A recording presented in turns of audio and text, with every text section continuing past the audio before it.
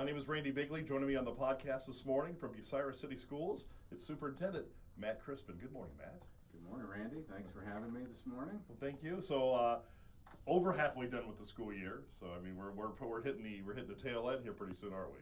Hey, we're counting down. Let's get real. There's 7 weeks to go. Yeah, through the school year. right. Yeah. Adults are just like the kids. Yeah. We're counting down. So what's going on at the schools then? Well, I guess we'll work backwards. Sure. Yeah. We just kicked off testing season. Mm-hmm. And so there's been a lot of work going on in the classrooms, our teachers working with administration, lots of professional development. Mm-hmm. So we continue to try to move the needle academically at Bucyrus City Schools, and so it's game day. Yeah. And so yeah. So we're all kind of holding our breath and making sure the kids feel good for their tests the next couple of weeks. Right. Kind of not necessarily as challenging this year as it was last year when you were dealing with the COVID stuff like that, but it's been a little challenge this year, correct? Well, the dust is kind of settling.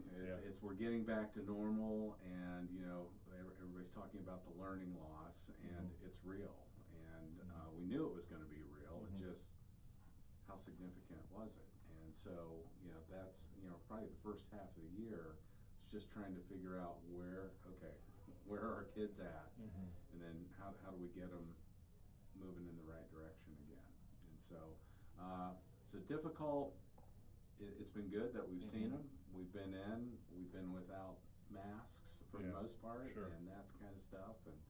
But dealing with the learning loss and understanding that impact has been really the challenge.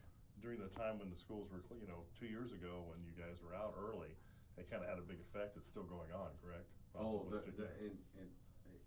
ripple effect. Yeah. And it's going to be felt for some time, I think. Yeah. The good thing is you guys have learned to adapt, and we may not have to ever do that again. What do you think? Well, I used to joke that in Ed 101, they taught you flexibility, whenever you have that errant fire alarm and disrupts your class. But this is a little extreme, pandemic. And we across the country, everybody's had to kind of figure it out as we've gone. And, we've learned a lot. Hopefully we'll never have to do it again. But again, back to the other point, we're going to feel the ripple effects of this. When you take that kind of time away from learning, it's kind of like the old, if you don't use it, you lose it. Right. And as hard as we work to try to fill in with packets and those types, it's just not the same as being in class with the teacher. And sometimes, we talk about the summertime, learning loss during the summertime. Correct. Yeah. That's kind of an extreme version of that, correct? Right. Yeah, essentially that was, instead of 2.5 months, it was almost 6. Wow, yeah. Wow. Wow. It's hard to believe it was that long, but it was, yeah. So, we talk about the school year ending, but you work all summer too, don't you? You work a lot of the summer? 24/7, I was going to say. 365. Yeah, we do. What kind of things do you do during the summer when the school's not open? There's a lot of planning going on. This summer we're using some of the ESSER funds to address learning loss. We're going to have a whole week of PD at the end of May after we're out to provide our teachers additional tools and resources.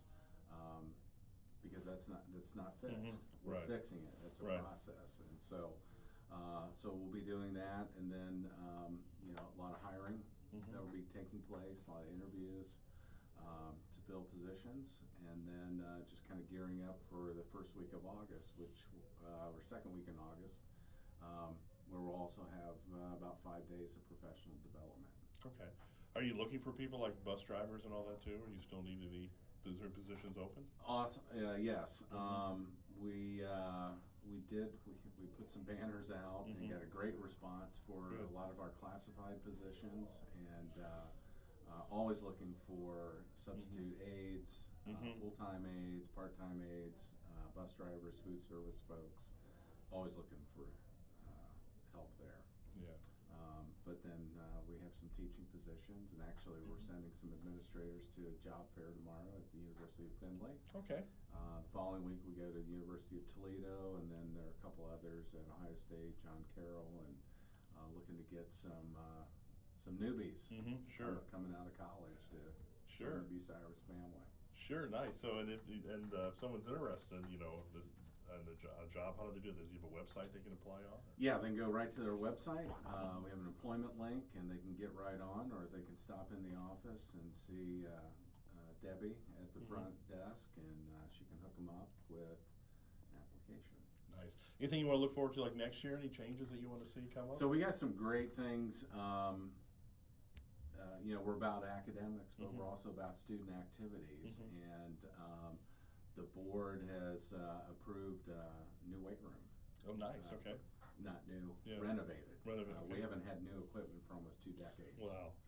And so we're going to be gutting that thing and getting all new equipment, new flooring, new paint job, new signage, about $250,000. Nice. Wow. Yeah. And so Yeah. it's been needed. Yeah. Sorry about that. Hey, I'm glad it wasn't me. Yeah, exactly. So we're really excited about that. We'd be further along in that project if it wasn't for supply chain issues, which has impacted all of us. Yeah. So we're really excited about that taking place here in the spring and then into the summer. Also, we're getting a new track. Nice. Wow. Yeah. Yeah. So, and that hasn't been resurfaced for a long time.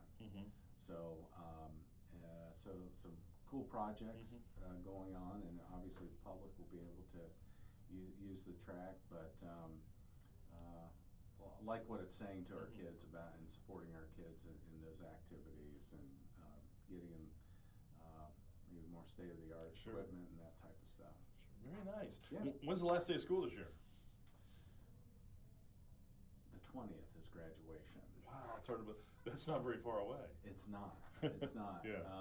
We started a little bit earlier to get try to maximize the number of instructional days that we get before testing. It's good for teachers, good for our kids. So we get out a little earlier. Wow, nice. It is nice. It is nice. Anything coming up here in the next couple weeks or anything, or? We're just really focused on testing, and once that finishes up, end of April, it'll be prom. Yeah. Awards night, celebrating our senior class. I think we're looking at 73 in this class. Okay. And then graduation. Wow. And always a great time in a school district at the end of the year. And, sure.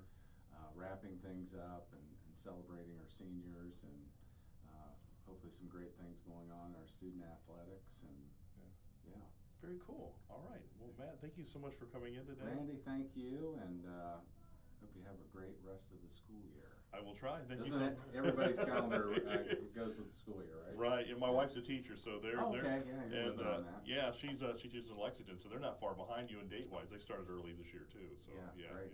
Yeah. They have a new school that they got to open up by the beginning of next school year. So there's some challenges there. Exactly. Yeah. Very cool. Well, thank you, Matt. Thank you so much. You bet. Do me a favor, Matt. Yes, sir.